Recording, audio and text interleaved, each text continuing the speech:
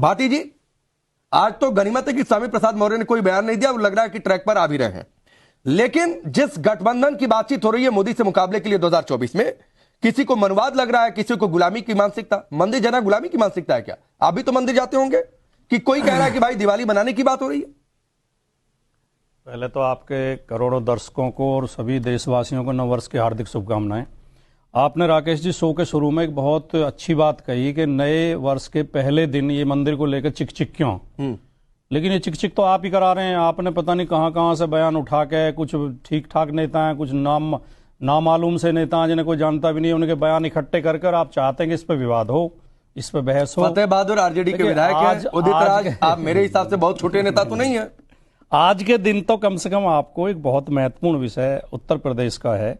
उत्तर प्रदेश की सबसे बड़ी यूनिवर्सिटी में एक गैंगरेप हुआ एक छात्रा के साथ, और वो पकड़े गए आरोपी, गिरफ्तार किए पुलिस ने 2 महीने बाद, और तीनों के तीनों भारतीय जनता पार्टी के कार्यकर्ता हैं। भारतीय जनता पार्टी उन्हें बचाती रही। आज तो सबसे बड़ा विषय ये था कि ज्यादातर रेपिस्ट भारतीय जनता पार्टी में ही क्यों निकलते हैं, और ये भारतीय जनता पार्टी कौन सी संस्कृति की बात करती है?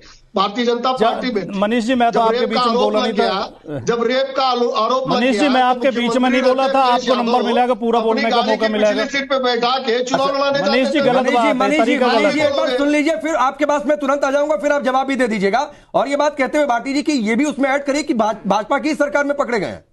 ऐसा नहीं है कि लड़कों से गलती हो जाती है। भारतीय जनता पार्टी की सरकार में ही पकड़े गए हैं और भारतीय जनता पार्टी की सरकार में ही छोड़ दिए जाएंगे। संस्कारी बता के फिर उन्हें माला पहनाई जाएगी, उनके पैर छुए जाएंगे, मिठाई बांटी जाएगी, उन्हें मिठाई खिलाई जाएगी। भारतीय जनता पार्टी के पहले कार्यकर्ता थोड़ी हैं जो इसमें पकड़े गए हों। इनके तो लंबी फहरिस्त है। ब्रजभूषण सिंह तो अभी तक अरेस्ट भी नहीं हुए हैं। कुलदीप सेंगर सजा काट रहे हैं। साक्षी महाराज, संदीप सिंह, RN त्रिपाठी, राम दुलार गौड़, कितने नाम, MJ अकबर, किन किन पे आरोप लगे हैं, विजय जौली, लंबी फहरिस्त है। भारतीय जनता पार्टी, जो राजनाथ सिंह जी कह रहे थे कि हम तो संस्कृति की बात करते हैं, कौन सी संस्कृति? और जो आपने बयान सुनवाए उनमें गलत क्या है? क्या मनुवाद को थोपने की कोशिश नहीं की जा रही है? क्या दलित और पिछड़ों के साथ अन्याय नहीं हो रहा है? क्या उत्तर प्रदेश में 69,000 की शिक्षक भर्ती में OBC के साथ अन्याय नहीं हुआ? और हाई कोर्ट के आदेश के बाद भी उन लड़कियों को पुलिस उठा के पटक रही है, उनकी पिटाई कर रही है, लड़कियां रो रही हैं, बेरोजगार छात्र रो रहे हैं, लेकिन योगी जी की सरकार उन्हें न्याय नहीं दे रही है क्योंकि वे पिछड़े और दलित समाज से आते हैं।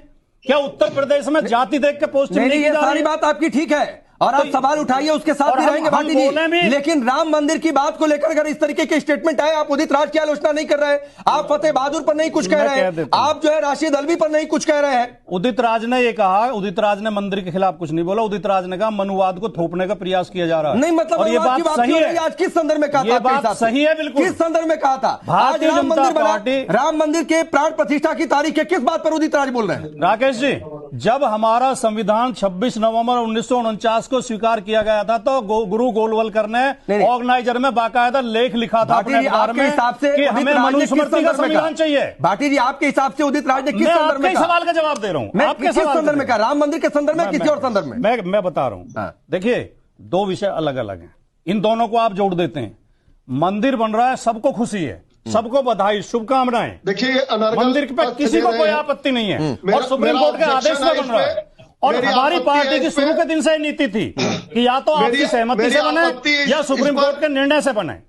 लेकिन जो अयोध्या में हुआ था, जो गुंडाई हुई थी, जो बदमाशी हुई थी, उसे भी कोई भूलेगा नहीं। ठीक है, वो गलत था, उसकी निंदा हम करते रहेंगे। नहीं, ठीक है भाटी जी, आप संदर्भ पर फिर नहीं आए। 500 साल बाद मनुवाद की वापसी, 500 साल अयोध्या का संघर्ष चला है, ये तो उनका जाहिर सी बात है। ठीक, ये देखिए, मनीष जी मैं आऊंगा। ब्राह्मण परिवार में पैदा होने के बहुत फायदे हैं। जैसे हमको बर्थडे से ज्यादा है ना, डेथ एनिवर्सरी पे खाने का इनविटेशन मिलता है। लोगों का फेवरेट फेस्टिवल होता है दिवाली, राखी, दशहरा और नवरात्रा। हमारा फेवरेट फेस्टिवल है श्राद्ध का महीना। यहाँ बंदा उठता है, हम भोजन पे बैठते हैं।